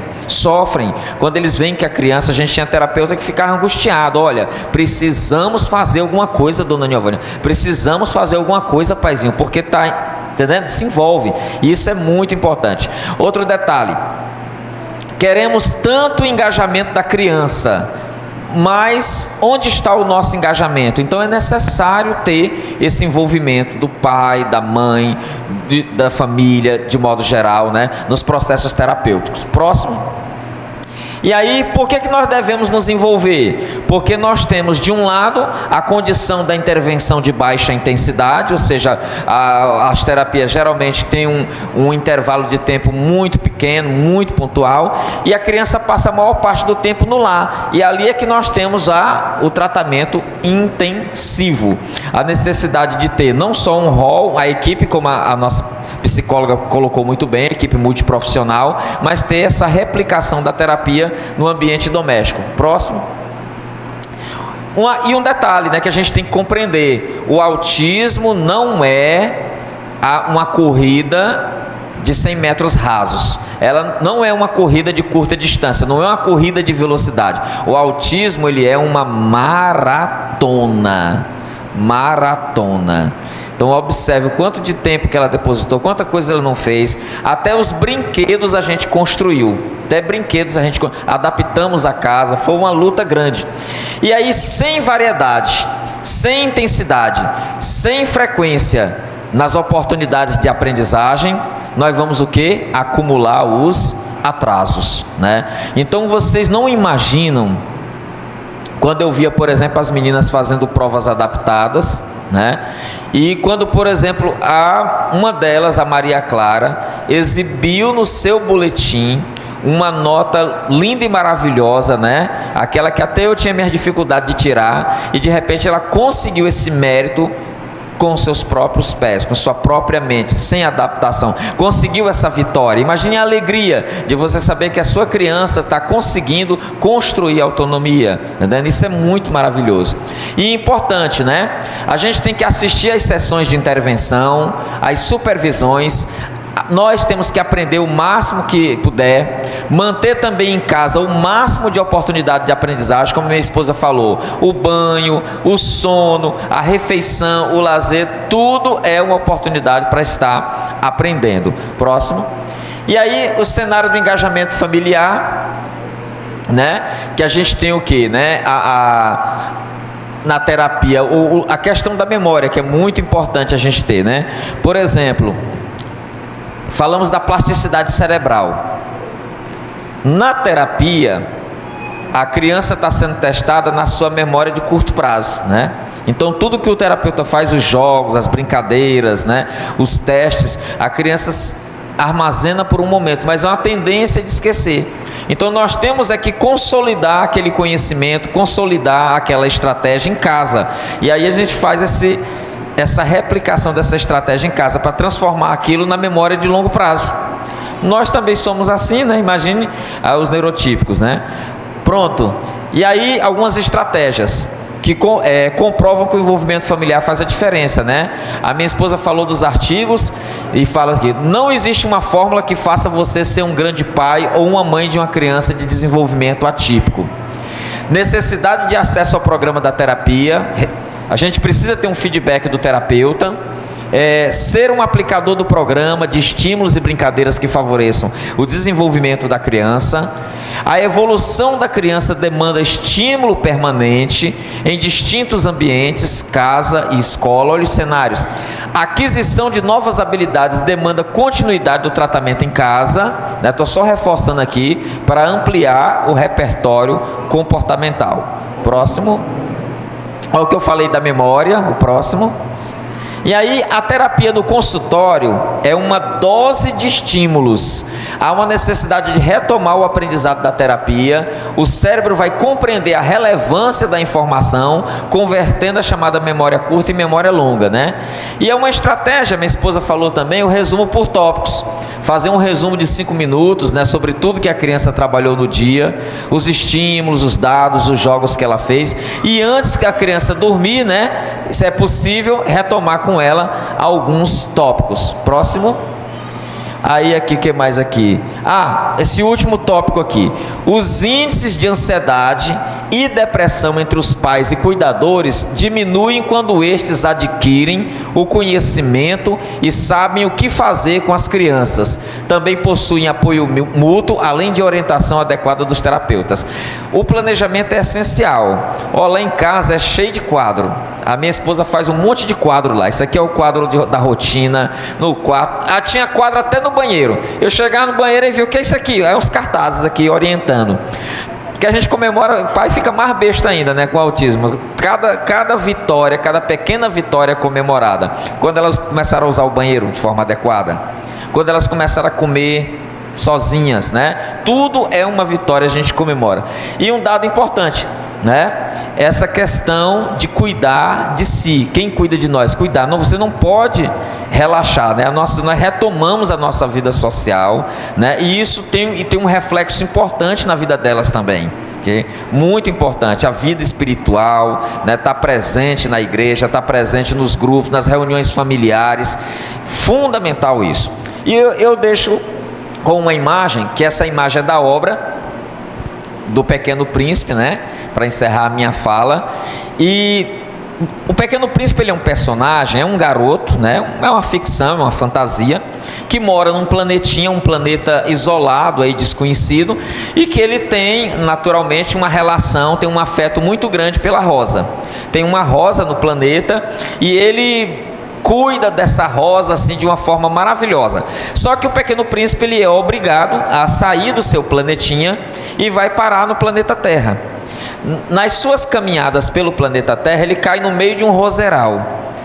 Muitas rosas, uma mais linda do que a outra. Só rosas maravilhosas. Aí ele fica olhando para aquelas rosas e lembra da rosa que ele deixou lá no planetinha. E ele começa a ficar angustiado e começa a chorar, porque ele achava que a rosa dele era única. Aí as rosas perguntam: ô menino, por que tu choras? Eu choro porque minha rosa não é especial, a minha rosa não é única. Como sabes que ela não é? Foi o tempo que tu dedicaste à tua rosa que fez ela especial. Tempo para nós é muito valioso. Dedique tempo à sua rosa e ela vai ser constantemente bela e única. Muito obrigado, fiquem com Deus.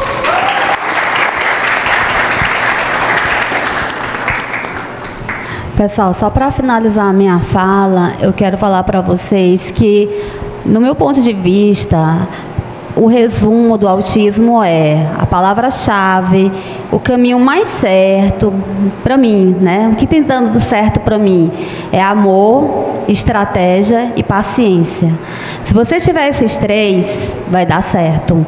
Porque se você tem um amor, você vai dormir 2 horas da manhã e no outro dia você não está nem abalada, porque você fez por amor. Se você tem estratégia, não deu certo hoje, vou fazer de outra forma. Aí eu lembrei da senhora aqui, a minha menina, ela não estava querendo tirar do quadro, né? E ela tem AT, a acompanhante. Uma tem AT, a outra não necessitou. A gente forçou e deu certo, ela está se virando sozinha. Mas a outra necessita do suporte. Ela é nível 2, a Eduarda, né? Ela necessita desse suporte. Então ela não estava tirando, ela estava com esquiva, com fuga. Não vou tirar do quadro não, tá longe, tô dando minha cabeça. Aí o que eu e a psicóloga fizemos? Compramos um quadrinho pequeno. E aí a AT tira bem rapidinho, pois pega, tá aqui pertinho de você. Aí ela é forçada a tirar, porque tá pertinho dela. Então ela tira o que ela consegue tirar, né? E ela vem tirando mais. Então é estratégia, não quer tirar do quadro grande, tira do quadro pequeno, tá ali pertinho. Então aquilo que ela dizia que estava longe, não estava dando certo, agora está perto. E aí não tem como ela fugir, e ela está tirando. E aos poucos a gente vai tirar o quadro pequeno e ela vai ver que não tem outra alternativa, tem que tirar do quadro grande, né? Então assim, a gente vai usando estratégias. Não deu certo hoje, vou tentar outra forma. É botar a cabeça para funcionar e paciência. porque é muito lento, é um processo lento, e aí a gente vai vendo o resultado muito devagar, mas é muito gratificante. Eu quero dizer que a iniciativa foi maravilhosa. Se todas as igrejas, todas as instituições fizessem isso, o autismo ganharia muito. Você está de parabéns, estou lisonjeada e espero ter tocado no coração de cada um, tá bom? Boa noite, obrigada.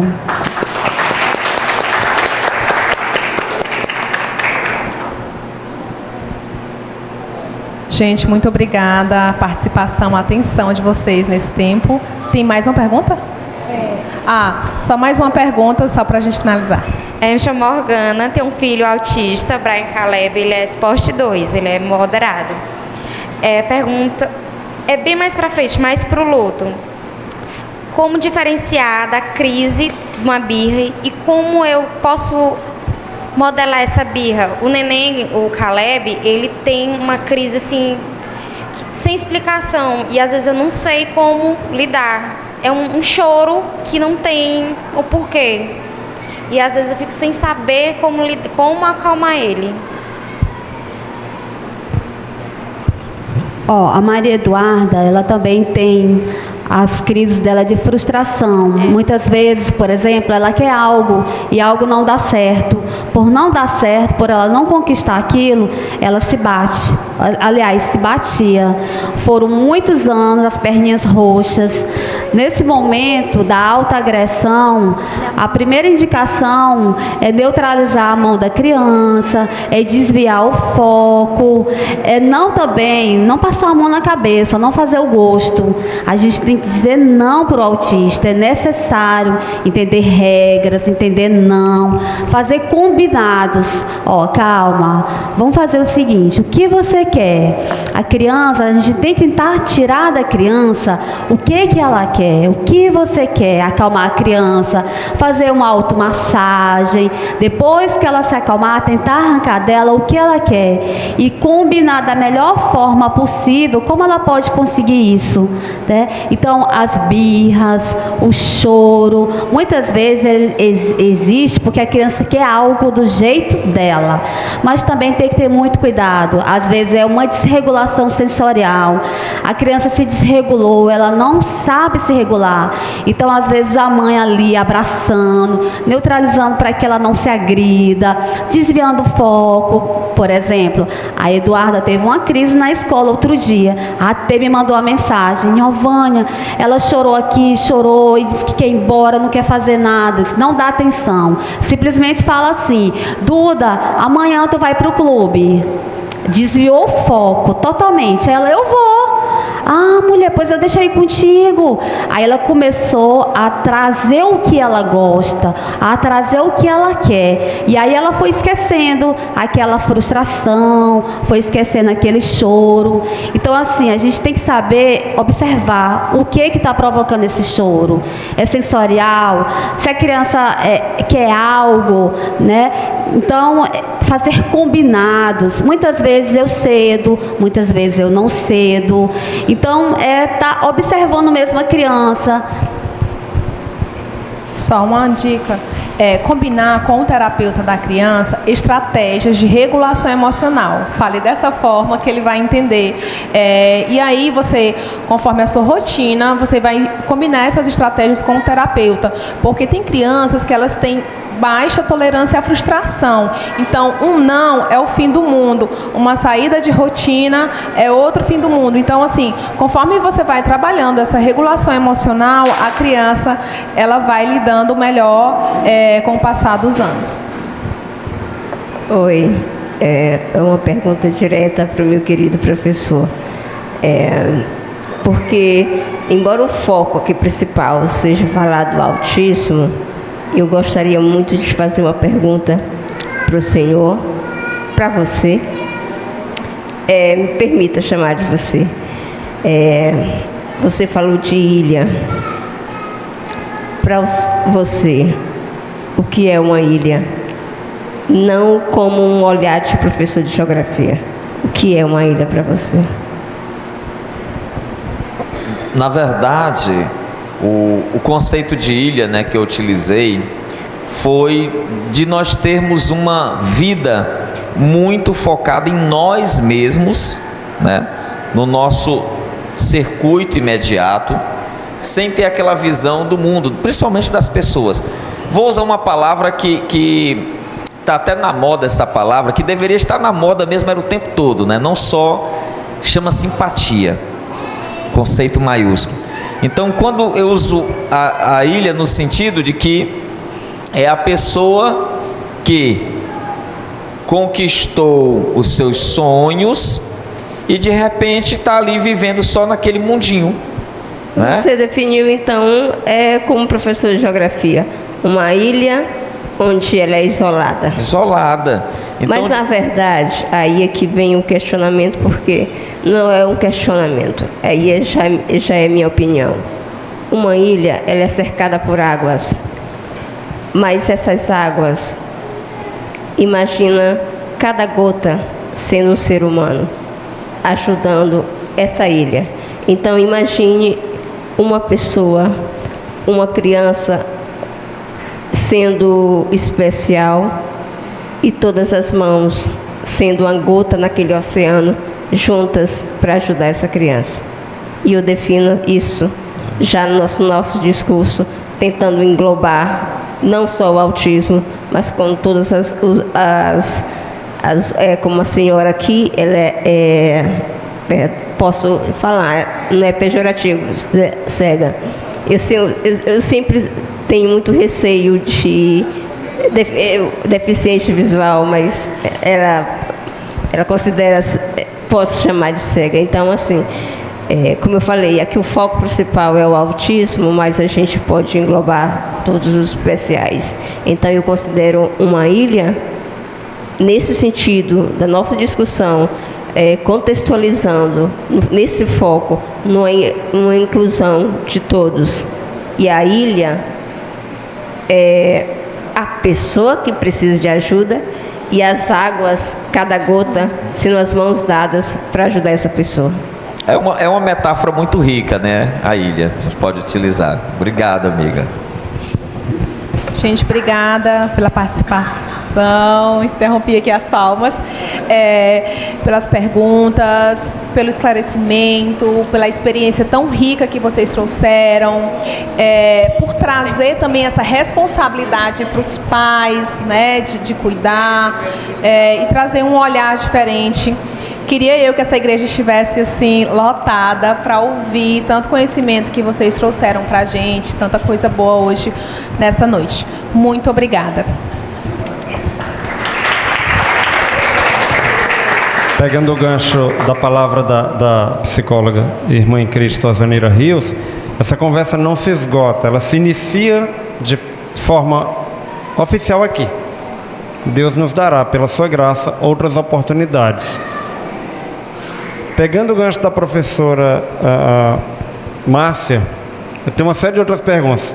Primeiro dia de aula, uma lista com 42 nomes de estudantes que eu, ela e mais toda a equipe de professores vai ter que atender. 42 estudantes com as mais diversas situações. Aí tem as CIDs, e aí tem lá uns códigos, e foi o que eu recebi. Aí nós temos, claro, uma ou duas profissionais que nos dão qualquer tipo de orientação. Mas a cada novo dia é um novo desafio. Hoje eu aprendi bastante com vocês. Eu estou realmente, não só como pastor, não só como professor, mas como ser humano, me sentindo assim, muito agradecido pela oportunidade que Deus me deu de ouvir vocês, de ouvir também a sua palavra e de aprender na segunda-feira como é que eu vou lidar com aquela pessoinha A, aquela pessoinha B, que eu já estou aqui trabalhando na mente. Como melhor atender, como dar mais atenção e uma atenção apropriada para aquela criança, para ajudá-la a crescer como pessoa que ela é. Não apenas como alguém que é alvo da minha compaixão e que precisa da minha empatia, mas alguém que tem a oportunidade de crescer como pessoa que ela é. O meu irmão em Cristo, Paulo Henrique, ele tinha ainda uma pergunta e eu vou abrir só esse parênteses. Você tinha uma pergunta ou comentário? Então ele vai fazer uma pergunta também. no curso de pedagogia que ele está fazendo, é uma das áreas que ele está também trabalhando bastante forte essa questão de acompanhamento, atendimento a... Você fala isso aí depois...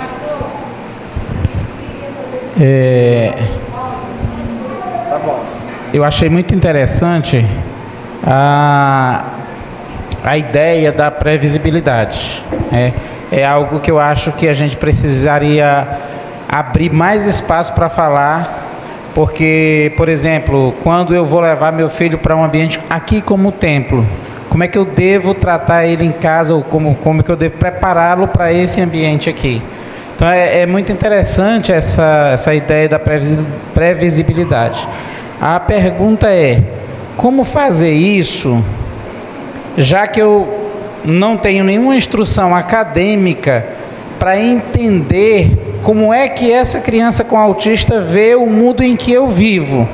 Porque ela tem ideia do mundo que ela vive, mas o mundo que eu vivo é diferente. E a ideia que nós temos é tentar trazê-la para a nossa realidade e não ir até a realidade dela, né? Então, como fazer essa previsibilidade? Como é que eu vou saber o que eu vou apresentar para ela, de modo que ela chegue num determinado ambiente e consiga conviver naquele ambiente? Pedir um minuto à professora Nilvânia. Eu vou querer fazer o seguinte: o irmão Paulo Henrique fez a pergunta dele, eu vou passar para a irmã Amparo fazer as duas perguntas, e com as duas perguntas da irmã Amparo, a sua palavra, as considerações finais de vocês, então nós encerraremos. Irmã Amparo. Eu queria entender do autista o porquê, o toque e o não gostar. Por exemplo, o meu autista, jamais ele gosta que alguém toque nele, sem a permissão dele e que ele não conheça. E não gosta de quase todo mundo, ele não gosta. Ele fala bem agora, mas ele tem várias comorbidades, pressão alta, tem 10% de QI de retardo, sim, e aí, mas ele nunca encara a gente, só eu. Comigo ele olha pra mim, eu te amo, eu sou a vida dele. Mas os outros ele sempre fala olhando de lado, olhando pra cima, nunca encara e não suporta, entra em pânico. Uma vez eu já tive que parar na UPA com ele porque alguém tocou nele, forçou, ele não quis, mandou afastar e a pessoa insistiu. E ele entrou em pânico. Era isso.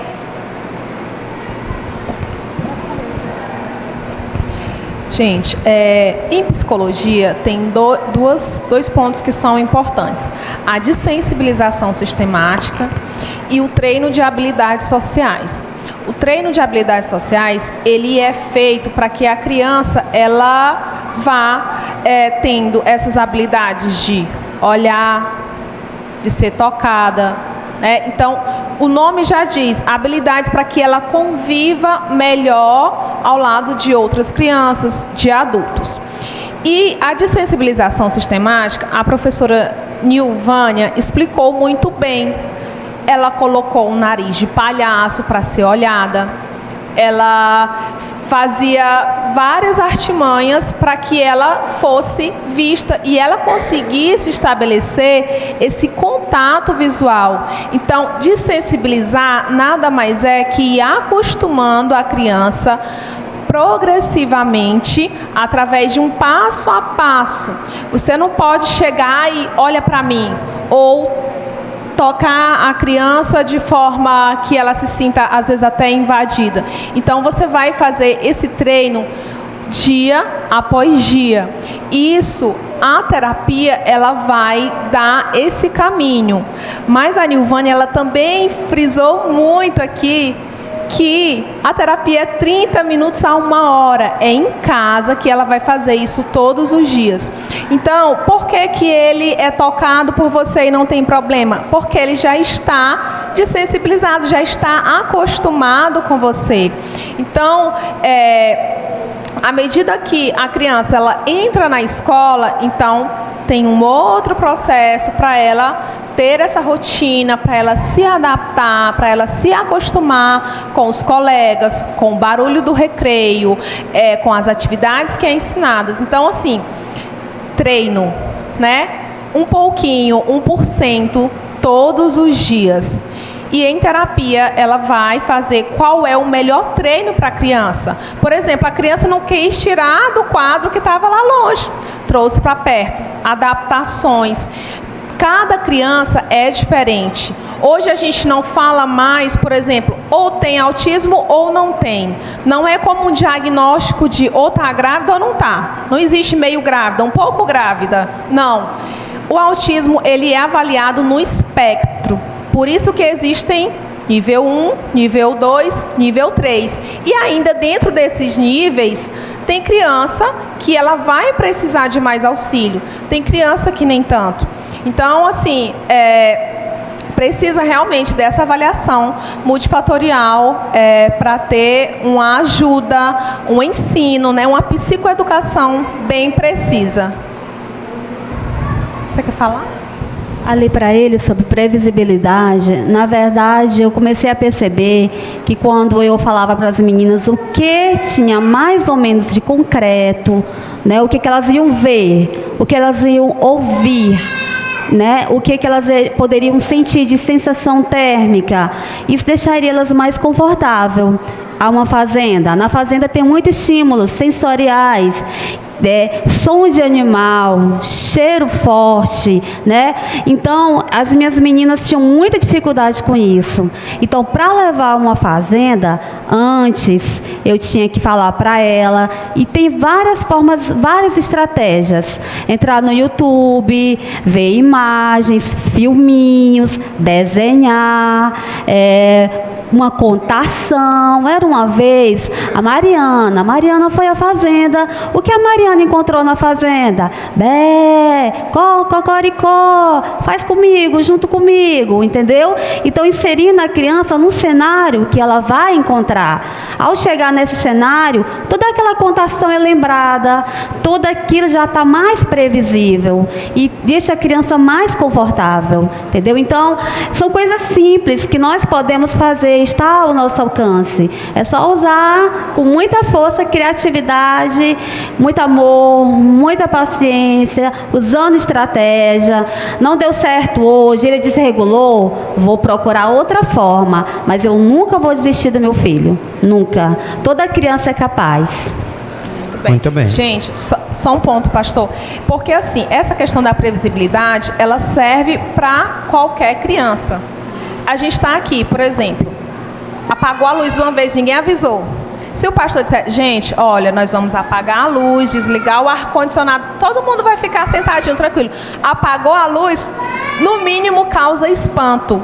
E para a pessoa que tem sensibilidade, vai causar um espanto ainda maior. Se de repente ele não tem regulação emocional, ainda não aprendeu em terapia ou em casa, vai causar espanto, vai causar grito, vai causar sofrimento, medo, angústia, ansiedade. Então, por isso, a questão da previsibilidade da rotina, ela é importante para qualquer pessoa, e para a pessoa com autista, ela é mais importante ainda.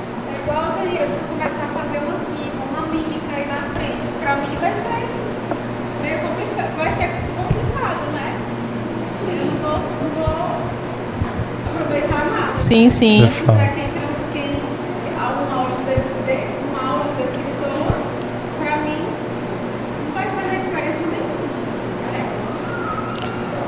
Muito bem. Professor Ayrton, professora Neovânia, irmã Zanira, Deus abençoe a vida de vocês. Muito obrigado. Mais uma vez, uma salva de palmas.